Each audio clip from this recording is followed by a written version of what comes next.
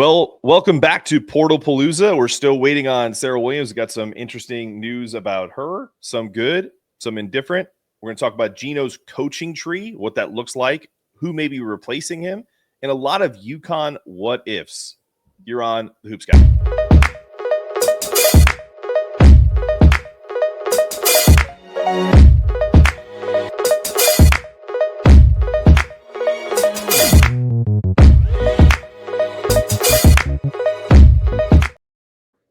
Welcome to the Hoops Cap, powered by Big East Energy. We have a great show today. Welcome in T. Baker of the Next and her Hoop Stats. Wanted to talk through some transfer portal stuff. You know, T has been a great co-host on Fridays. We actually did a special pop-up show on Wednesday that we're talking about Serah Williams, and really want to talk about her right from the jump because there's been some conflicting reports. That she was going to do a visit this weekend at UConn. That really hasn't materialized. We saw her in LSU gear on her social media and other places. The latest I've heard is I had a source from UConn be like, the visit hasn't happened, and it could be just logistical. There's really no other word on that. So if she is planning on visiting this weekend, maybe we'll see it pop up on social media later today as this comes out on Friday afternoon. What are your thoughts? Like, do you think that she's the LSU stuff is kind of weighing on her, or because all I see is LSU, UConn, and I saw North Carolina as well? Yeah, I mean, one thing we talked about pre-show is just it's hard to get a read of when athletes visit UConn because there's less of that like social media fanfare. I know at LSU they kind of do the threads, they do the photos, they do the kind of video shoot in front of the jumbotron. So that's what we've seen on social media. That's what the like imagery is for Serah Williams. So I'm picturing her in LSU threads right now because of that, and I think that's part of the strategy, the recruitment strategy. I think that, I've also heard some reports that this weekend she goes to stores. I think UConn tends to be a little bit quieter with its recruiting, a little more intimate, just time with the players. I think that really, one thing that you and I talked about is for LSU, they lost so many players. I think that there's a need there for a player like Serah Williams, where for UConn, it would really be like an icing on the cake type of situation on top of the talent they already have. I think that she would be a fascinating player to see alongside UConn's new talent. Like we talked about last week, the Serah Strong, Serah Williams, the double Serahs. And so I think that we'll see. I mean, I would love to see something this weekend out of it. I like the fanfare. I like the teasing a little bit of like, this person's in this jersey, it's entertaining to me. I don't know if it's as much UConn style to put a player in a uniform before they commit, but sure. I'm intrigued to see what plays out. Yeah, no, it's interesting. We did talk pre-show about how you would think that it wouldn't be like in UConn's MO to do the whole like, hey, I'm going to show you like in a UConn jersey before you actually commit. The men do it. Dan Hurley's pretty old school, so I think I just wonder if Dan can kind of nudge Geno and down the hall and say, "Hey, man, you got to at least get the social media team to get Serah Williams in a jersey to kind of get the fan base riled up." But that being said, do you think that's a disadvantage? Do you think that may be something that if there's one chink in Geno's armor, it could be that he doesn't want to kind of play that game? I mean, it didn't matter this year. I think that the reality about UConn is not a lot of players transfer out. So there's less of that roster turnover. So I think there's less of a push like to get players through the portal, frankly. So like this season we lost, Caden Samuels, but that's it. And she wasn't a player that was getting significant time or minutes. I think UConn has traditionally been the type of program that's like, we want to recruit kids out of high school or internationally that can stay here for their 4 years, or a grad student with significant experience that can kind of cap out their time at UConn. So I think it's a little bit of a different approach, but that's because it's not necessary. Talent comes to UConn based on legacy, based on the coaching staff. I think that in reality, UConn isn't pushing as hard in the portal as perhaps other programs because they don't have that same level of roster turnover. Yeah, were you on that same veil? Are you surprised we didn't see an Ice Brady or an Ayada Patterson try to test the portal waters? I'm not. I mean, I think that those two players have, for example, just a the example of those two players are players who I think are solid role players in UConn's system, and I think they function well in that system. I think Ice Brady, I don't necessarily think she will be a starter in her time at UConn, and in that role off the bench of just being a big who can stretch the floor, who can rebound. She just wants to win, and you can do that at UConn, and she's found a good system there. I think with Ayanna Patterson, we haven't seen her on the court yet. It would be tough for her to test those transfer portal waters because I don't know what people would expect. We haven't seen her in 2 years. And also, she's been with this UConn program for 3 years now, fourth. So I think you build a connection, you build a community. And if one thing that I know about UConn is that they engage their players who are on the bench, like, even Caroline Ducharme, Ayanna Patterson. These are players who still have an active role in the team culture. They're still in warmups. They feel part of that team. So I don't think that there's like this feeling of missing out. I think they feel like they were part of that championship team and they want to run it back. Yeah, in a way, I do feel as if there's a difference in the men's and women's game in the portal in that regard. We talked about it pre-show. The men's game feels a lot more transactional in that respect. The women's game, not only because of people leaving early for the pros, but you had 4 guys. Now, some of them didn't play much at all. Didn't really see the floor leave on the men's side, and you lose a couple with ineligibility on the women's side. You have people that didn't play that kind of stick around because they want to be a part of the team. And maybe they're not getting, and it also could be maybe because they're not getting the opportunity to go someplace and get the NIL dollars that is available on the men's side. Maybe that's true, maybe that's not. But I do see why there's more buy-in sometimes on in the women's game from the UConn fan base, because you always know that, like, Caroline Ducharme is a great example. Like, she doesn't need to be back. She just is because she loves it and because she wants to be a part of this team. I don't even know if is she going to play a ton next year? We'll see. But like, there's nothing guaranteed, and you still can retain 80-90% of the roster. Yeah. I think, the dynamic at UConn women's basketball has always been a team culture, has always been a culture of players who want to contribute to that system. That's why they came there. I think that part of it is also there's just a different scale of money and opportunity. I think more people on the men's side have opportunities to play professionally after and make a lot of money. A lot of women who play college basketball, like, this is their window. And, I think UConn will take care of players from an NIL rev share perspective. I don't think that that's an issue.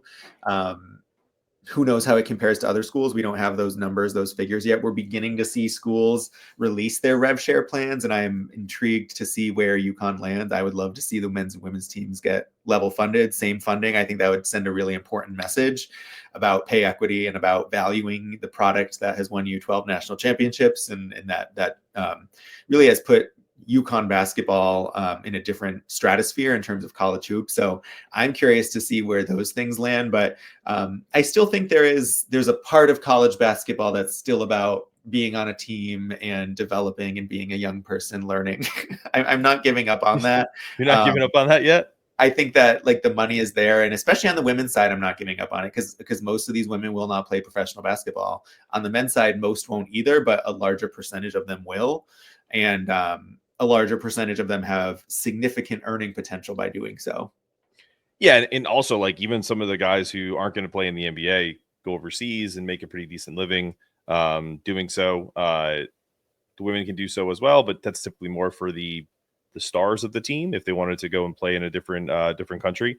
It's just not as prevalent, and I get that.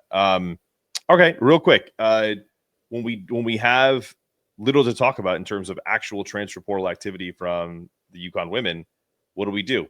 Who in the UConn universe, the rivals that we play, what have they done? And I go right to South Carolina because, unfortunately, even though I'm wearing my Big East Energy t-shirt today, I don't not care, because we're going to get into that in the regular season, but I do care more about what South Carolina is doing to kind of reload. And essentially they swap players for players. You have Malaysia Fulwiley and Sakima Walker are in the portal, and then they got Medina Akot. I think that's correct, right? I think it's Okot. Okot, okay. Yeah. And then Tania Lotson. basically, honestly, I think that's an upgrade in my opinion. I don't necessarily know how you feel. I agree. I think that Tanaya Lotson has been a more consistent scorer than perhaps Mylasia Fulwiley was. I think that with Fulwiley, there was sort of a dynamic that was difficult to figure out in the lineup. I think she wants to be the star on that team, and Dawn Staley has more of a system, a team system. Mm-hmm. So, I mean, it's always an upgrade to trade for the, to receive the nation's leading scorer, and that's Tanaya Latson, and she's just a dynamic scorer. And then with Okot, it's like Dawn Staley's championship teams have always revolved around that big. As we've talked about in the past, it was Aaliyah Boston, it was Asia Wilson, Camila Cardoso. So Dawn Staley's system really thrives when there is that solid big who's her star.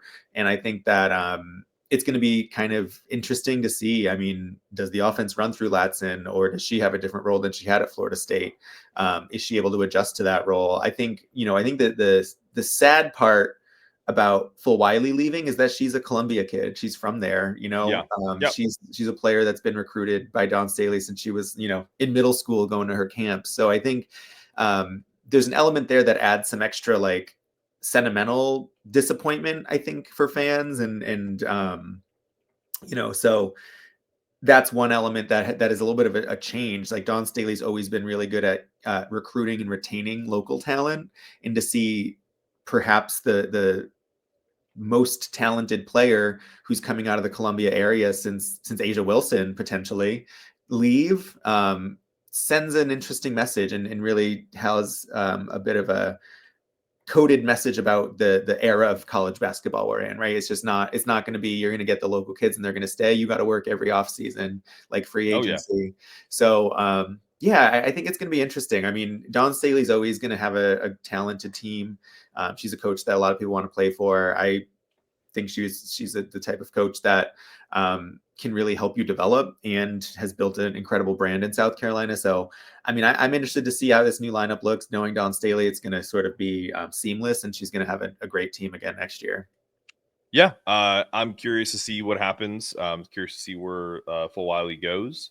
But you're right. The big that they got, Okot, I think that kind of that screams Dawn Staley.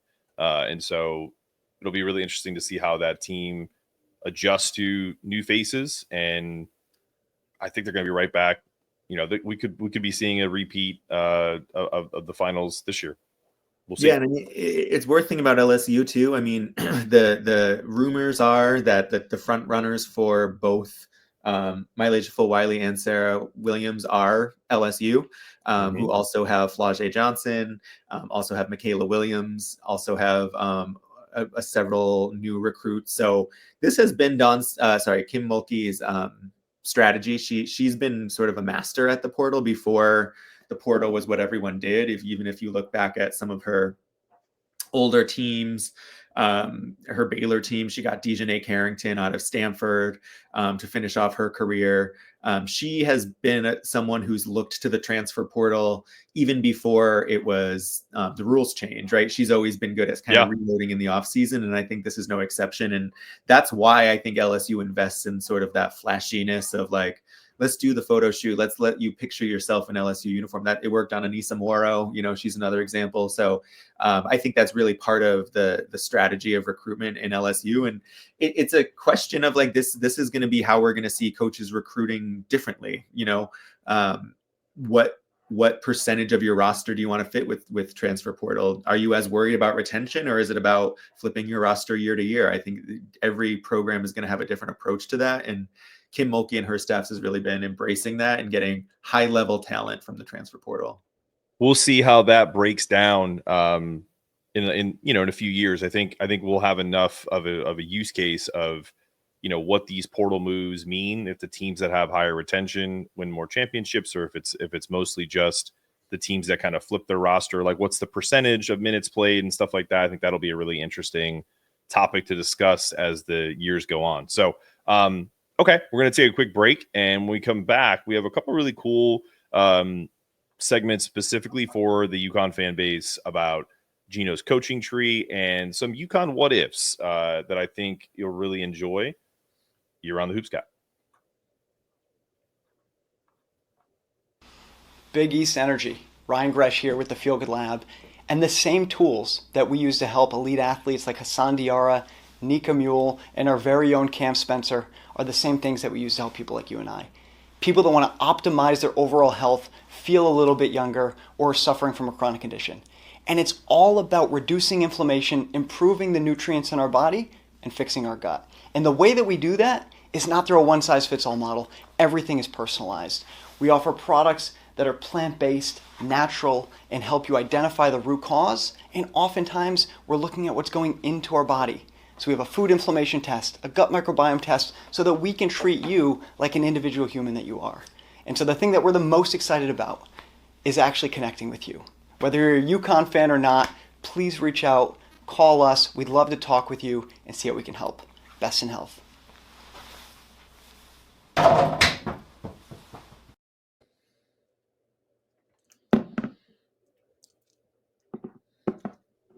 All right, you're back on the Hoops Cap here with T. Baker, powered by Big East Energy. That was the Feel Good Lab. Go check out their products. Use our promo code Big East Energy to get 15% off your first purchase. All right, so let's take a step back. This team is now a 12-time national champion, but the interesting thing about this entire apparatus that is UConn women's basketball is Geno and Staley have this kind of incredible coaching tree that has been, around for a long period of time. Do you think, before we even get into who we're talking about, because I think most fans know of whether it's Serah Ralph, whether it's Carla Berube, who do you think is the most likely of any of the coaching tree to replace the great Geno Auriemma? And do you think they want to? Because it's such a tall task. When you replace a legend, typically you want to be the person after the legend, not the first one. I'm curious your thoughts on that.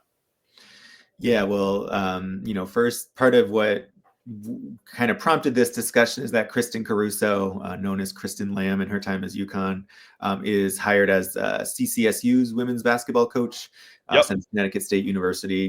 Geno Auriemma's first recruit becoming a coach in Connecticut. There's something very symbolically interesting about that. So that's one additional coach that's taken on a head coaching role in the coaching tree. So you mentioned a couple of the names, Serah Ralph, who's coaching at Vanderbilt, Carla Berube at Princeton, Tamika Williams-Jeter, also coaches at Dayton. So there's a couple into D1. I think, my personal take is that UConn should look outside of the so-called UConn family for their next hire, because I think you need to be prepared to hire someone that you're willing to fire within 5 years, because sometimes it doesn't work out.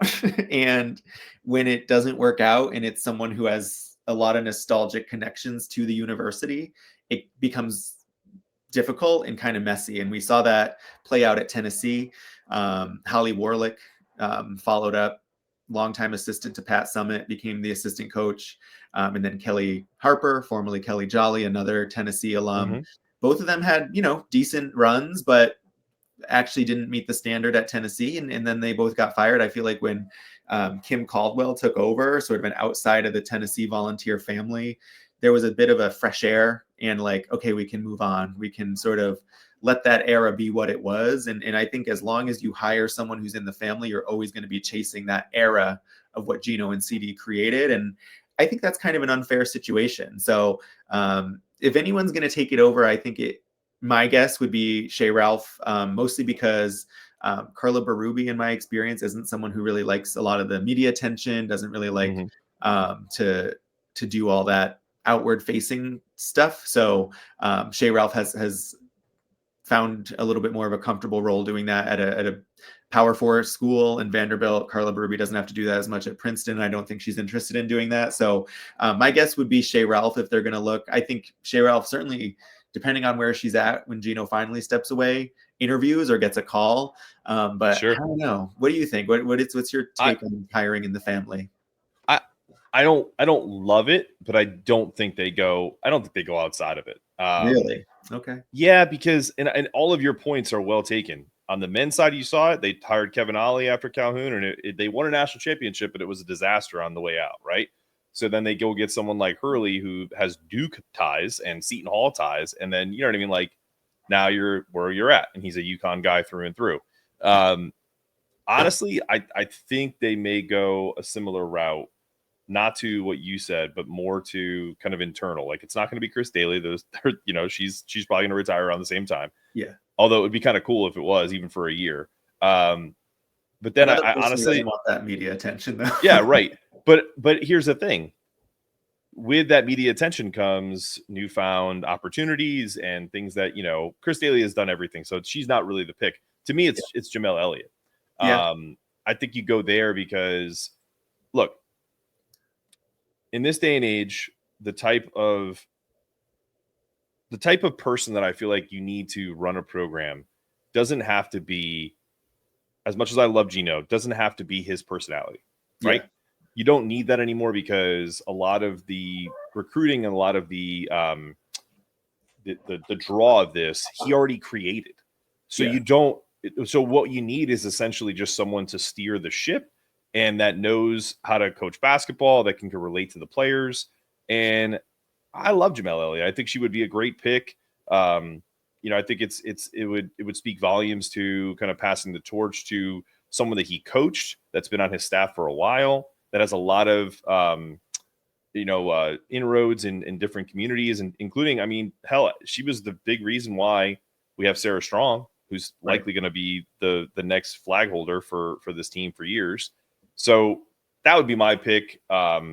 If I had to go outside of the, not necessarily outside of the tree, but to someone that is, on maybe like an outlier pick. I had Jen Rosati on a long time ago on an interview, and she's had head coaching experience. She's now the president of the Connecticut Sun. Maybe she wants it. I don't know. I could see that, like kind of like a out of the box pick like that. That's not really in coaching at the moment. Yeah, it'll be interesting. With Jamel Elliott, Tanya Cardoza, definitely want to emphasize to our listeners, I'm not overlooking them. I think that I'm curious if they wanted to be head coaches, why they aren't head coaches right now, like why they didn't go back for a head coaching role after. Well, I could probably answer that for you. I don't think you can. I don't honestly. It's with what's going on in college basketball, because it's the same thing with on the men's side. Is like you make X amount of money at UConn, which is going to be more than you make at another school, and then on top of it, you're learning and being a part of a championship quality team. Then you don't have to. Then basically, if I go to a mid-major, if let's say I take over a low major, high major, like a smaller SEC like school in that regard, do I have the buy-in that I have at UConn? Probably not. I think that's part of it, man. Like I really do think that it's not like it used to be. I know we're a couple old people that are like clamoring for, at least I am. We won't age you. We'll age me. I'm ageless. We're not. Yes, you're ageless. You're timeless. But I do think that that's part of it, right? Like if this was 97, I would agree with you. Like, go take over Mississippi State and win the SEC.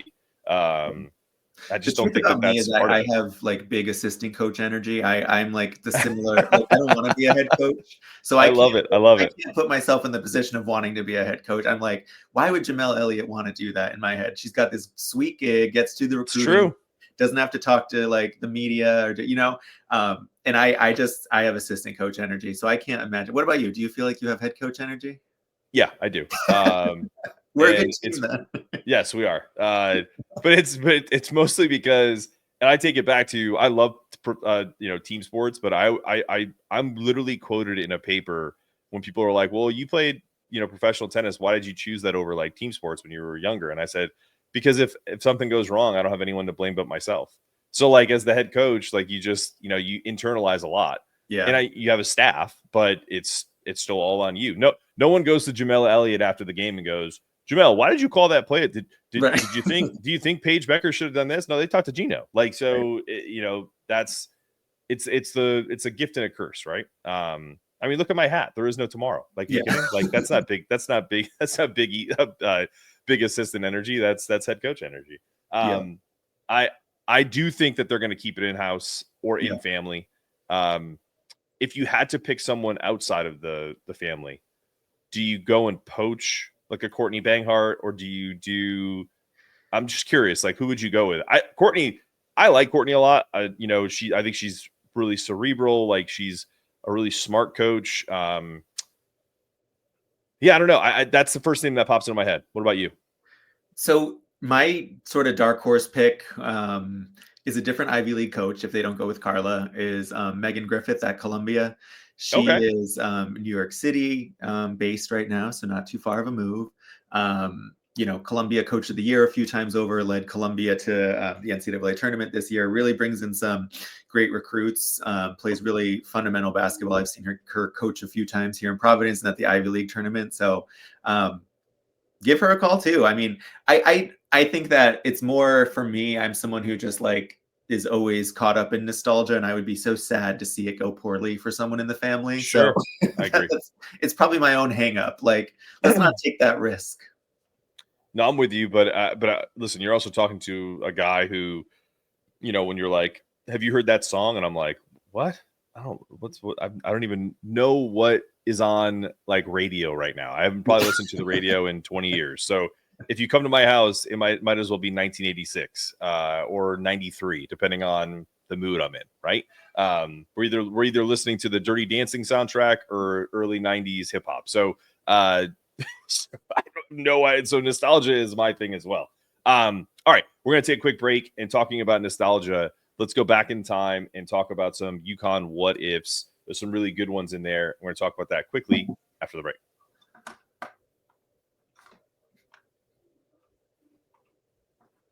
All right, we're back with T. Baker on the Big East Energy Network on the Hoopscat Pod. All right, so you sent me a kind of a couple of these what ifs, and I was just like, these are awesome. The biggest what if in like UConn history.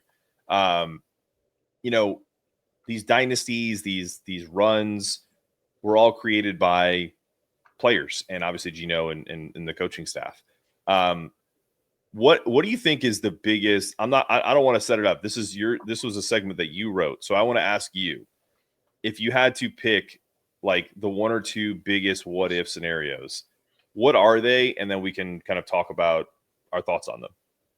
Yeah. So I love exercises like this. That I'm a historian of the game, so I love to just kind of think about the what ifs and all the sort of like chain of events that led us to where we are. I'm going to go back to Diana Taurasi's decision to go to UConn over UCLA. Those were her kind of two schools of choice at the time. She's a kid from Chino, California. People kind of wanted her to stay locally.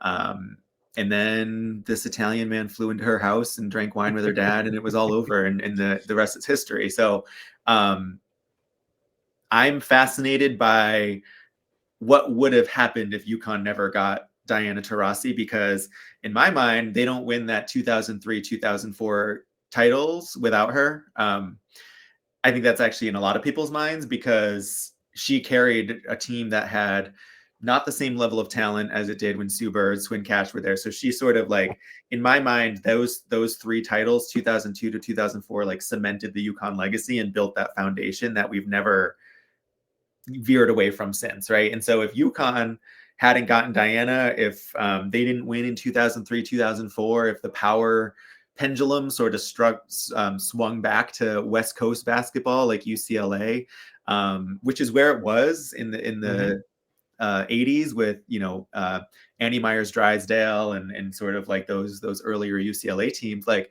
I just wonder if UConn would have then gotten their next recruits. Like, would Maya Moore have gone to UConn? And would this generation of players who built on that legacy have gone there? And I'm not sure. I don't think it would have. So I don't think we have. Certainly, UConn has two less national championships if Diana makes that choice, and maybe even significantly less. And maybe there's no dynasty, right? So I really think that decision of Diana to go to UConn and like be the most talented player in the world and take her talents to Storrs, Connecticut, inexplicably, like, when her parents were like, "Where are you going? Why is it cold?" Like it was just a real historical moment in my mind. Yeah, no, I totally agree, because like think about all of the dominoes, right? So like all of the everything that you just said, but like think about it from today's perspective. We talk about nostalgia. I'll go back to, I may not listen to a lot of new music, but I definitely consume a lot of new media, right? So do you have the Sue and Diana show on ESPN? No. Do you you know what I mean? Like all of these little things. Is Diana Taurasi like the face of, I think of her as the face of UConn women's basketball. Like I truly do. She might not even be the best player of all time. That could be Maya Moore. You can go with a couple different routes, or Brianna Stewart. But like to me, when I think of UConn women, I think of her. I think of someone like Rebecca Lobo. So like you're right. Like if she chooses UCLA, then maybe that balance of power flips, because USC was pretty good back in the early 80s as well. And like I don't know, man. Like I think you're right. And I do think that if she doesn't choose UConn, Geno's still making Final Fours, but they're not inevitable the way they ended up becoming. Yeah. Yeah. And like, 10-year-old me would have been pretty sad because I loved Diana Taurasi, and Sure. just she changed the game for me. She brought in so many fans, I think, that traditionally hadn't watched women's basketball, and that's the other element in all those eyes. Instead of being on UCLA, we're at UConn. So there's Right. that element too of the fandom and the brand that she helped build at UConn. Okay. Now the next one, I don't know if this is an order of how you wrote it, but the next one that I see on our list here is, I think it's, I'm losing it right here. You're talking about Elena Delle, who yes, Delle. So if she never go ahead. I don't know if people know this. Elena Delle committed to UConn. Yes. Yep. Stayed for about 2 days and then chose to transfer. Transferred to Delaware, where she played volleyball and then eventually basketball. We won't speculate on why or whatever. Like she was 18 and she had I know sure she's very close with her family, and so for whatever reason it didn't work out. But had it worked out, that would have meant that there was a period of time where Elena Delle, Tina Charles, and Maya Moore were on the same team. Tina Charles was the #1 recruit in 2006, Maya Moore in 2007, and Elena Delle in 2008. Maya Moore won 2 national titles, didn't win her senior year despite a 35-point performance in the semifinals, right? Like she tried her best. If Elena Delle was on that team, I don't think there was a chance for another team to it would have been over. So I think that becomes UConn's first four-peat. How do you not four-peat when you have Tina Charles, Maya Moore, and Elena Delle, right? Like they were so close those 2 years they didn't win that I think if they had a talent like Elena Delle, they're unstoppable. And I think that I'm very curious. I think Elena Delle is the type of player who unfortunately suffered a lot of injuries in her career, but also her personality and the fact that she didn't play at a big-time college basketball program meant that she wasn't as much of a sort of institution or face of the game. I wonder if had she have gone to UConn, would her sort of like draft stock, her brand familiarity have risen, and would she have been a bigger star? I think the answer is yes. Yeah. Now, to add a little more, not context, but like the four-peat definitely happens. In my opinion, I agree with you there. The UConn's 90-game win streak, I think, is extended. I don't think they lose to Stanford or Notre Dame, in that stretch. I don't know, like that. I mean, but also like, how would that have worked? Like that's also kind of when you put these like super teams together, like in UConn's had a few. Sometimes it works, sometimes it doesn't. And for the most time, Geno has made it work. I think he makes it work this time. I don't think that's something that we even need to what if on. Because I think he would have found a way to make Delle work with Tina Charles and Maya Moore. Yeah, but it's true. I mean, especially because Maya Moore and Elena Delle have some similar styles in some ways. Big wings, can do similar things on the court. I think people sleep on Tina Charles too for kind of who she was in women's basketball, who she is. She's playing for Connecticut Sun now, and as someone who lives in the area and always follows the Sun, I'm like, I just hope they win some games this year because it's looking tough in terms of the talent turnover. But Tina Charles, like, she still got it. So I can't wait to see her compete in Uncasville. And like, truthfully, I don't think she gets her proper due in UConn history as being one of the easily top 10 best players. But, you know, one of the better bigs in college basketball history.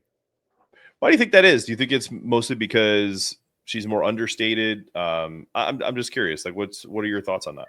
I think it's because she's understated. I think it's also because she played basketball with Maya Moore, and Maya Moore is the show. You know, like, how do you have Tina Charles, who's an amazing, consistent big, but then you have Maya Moore, who's a generational talent, maybe one of the best players that ever played at UConn, if not the best. So I think it's just a timing thing. To be secondary on a team to Maya Moore means that you aren't the number one. So she wasn't the number one, but she was solidly the number two and would have been the number one on pretty much any other program. Fair enough. All right. He's T. Baker. I'm Mark Zanetto. This has been another episode of the Hoops Cap Pod. Really appreciate you guys joining us here on Big East Energy Network. We're out. Go Huskies.